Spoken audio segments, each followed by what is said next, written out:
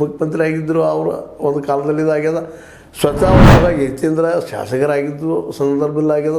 ಆ ಸಂದರ್ಭದಲ್ಲಿ ಇವರು ವಿರೋಧ ಪಕ್ಷದ ನಾಯಕರು ಆಗಿದ್ರೆ ಪ್ರಭಾವ ಇಲ್ಲಂತ ಹೆಂಗೆ ಹೇಳೋಕ್ಕಾಗ್ತದೆ ರೀ? ಒಬ್ಬ ಸಾಮಾನ್ಯ ಮುನ್ಸಿಪಾಲ್ಟಿ ಮೆಂಬರ್ ಬೇಕಾದ್ರೆ ಗದ್ದಲ ಮಾಡ್ತಾ ಇರ್ತಾರೆ. ಅಂತ ಹೇಳಿದಾಗ ಒಬ್ಬ ರಾಜ್ಯದ ವಿರೋಧ ಪಕ್ಷದ ನಾಯಕ, ಉಪಮುಖ್ಯಮಂತ್ರಿ, ಜೊತೆಗೆ ಅವರ ಮಗ ಶಾಸಕ, ಅವ್ರ ತಾಯಿ ಮೇಲೆ ಆರೋಪ ಹೊತ್ತದ ಅಥವಾ ಅವ್ರ ಮಾವನ ಮೇಲೆ ಆರೋಪ ಅದ, ಅವೇನು ಸುಳ್ಳು ಅನ್ಲಿಕ್ಕೆ ಹೆಂಗೆ ಸಾಗ್ತದೆ? ಈ ಎಲ್ಲ ನೆಲೆಯಲ್ಲಿ ನಿಧಾನಕ್ಕೆ ಇದು ಏನಪ್ಪ ಅಂದ್ರೆ ಸಮಸ್ಯೆ ತೊಂದರೆಯನ್ನು ಉಂಟು ಮಾಡೋದ್ರಲ್ಲಿ ಎರಡು ಮಾತಿಲ್ಲ. ಏನಕ್ಕೆ ಗದ್ದಲಂತೆ ಆಗಿದೆ ಅನ್ನೋದು ಮೇಲ್ನೋಡಿಗೆ ಸ್ಪಷ್ಟ ಆಗ್ತದೆ. ಅವ್ರು ಇರಲಿಕ್ಕಿಲ್ಲ, ಮುಖ್ಯಮಂತ್ರಿ ಆಗಿರಲಿಕ್ಕಿಲ್ಲ, ಮತ್ತೆ ಇರಲಿಕ್ಕಿಲ್ಲ. ಆದರೆ ಪ್ರಭಾವಿ ವ್ಯಕ್ತಿ ಇರೋದ್ರಲ್ಲಿ ಮಾತ್ರ ಯಾರೂ ಅಲ್ಲಗಳಿದಿಲ್ಲ. ಕರ್ನಾಟಕದಲ್ಲಿ ಇವರು ಪ್ರಭಾವಿ ವ್ಯಕ್ತಿ, ಇವ್ರ ಮಾತು ಎಲ್ಲ ನಡೀತದ. ಮತ್ತು ಈಗಾಗಲೇ ಯತ್ನಾಳರಾಗಲಿ ಮತ್ತಿನೊಳದವರಾಗಲಿ ಇದೆಲ್ಲ ಹೊಂದಾಣಿಕೆ ರಾಜಕಾರಣ ಮಾಡ್ಕೊಂಡು ಬರ್ತಿದ್ದಾರೆ ರೀ.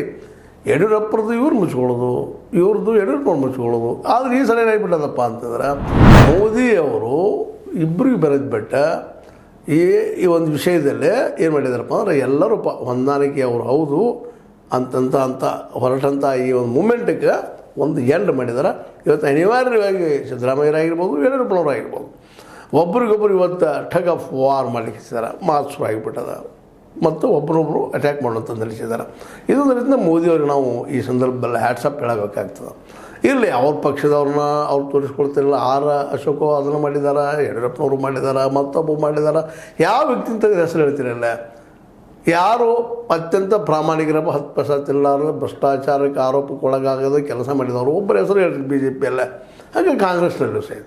ಅಂದಾಗ ಅದಿರಲಿ, ಬಿ ಜೆ ಪಿದು ಮಾಡಬೇಕಾಗಿತ್ತು. ಬಿ ಜೆ ಪಿದು ಸಹಿತ ಮಾಡಿದ್ರೆ ಇಡಿಗೆ ಒಳಗಾಗಿಸಿದ್ರೆ, CIDಗೆ ಅದಕ್ಕಿಂತ CBIಗೆ ಒಳಪಡಿಸಿದ್ರೆ, ITಗೆ ಒಳಪಡಿಸಿದ್ರೆ ನಿಶ್ಚಿತವಾಗಿ ಇವತ್ತು ಅವರು ಈ ದೇಶ ಕಂಡಂಥ ಅತ್ಯಪೂರ್ವಂತ ಪ್ರಧಾನಿ ಆಗ್ತಾಯಿದ್ರು.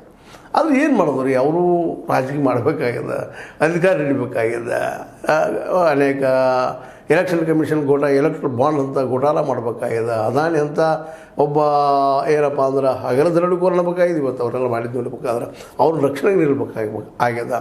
ಇವತ್ತು ನೋಡಿ ಚರ್ಚೆಗಳು ಯಾವ ರೀತಿ ಆಗ್ತಾ ಇದ್ದಾವೆ ಇದರಲ್ಲೇ ನಮ್ಮ ಪಾರ್ಲಿಮೆಂಟ್ದಲ್ಲೇ ಅವು ಚರ್ಚೆ ಮಾಡೋಕ್ಕೆ ಬಿಡ್ತಾ ಇಲ್ಲ ನಮ್ಮ ಮೋದಿಯವರು. ಅದಾನಿಯವರ ಘೋಟಾಲೆಗಳನ್ನು ಅಥವಾ ಅವ್ರ ಸ್ಕ್ಯಾಂಡಲ್ಗಳನ್ನು ಚರ್ಚೆ ಮಾಡೋಕ್ಕೆ ಬಿಡ್ತಾ ಇಲ್ಲ.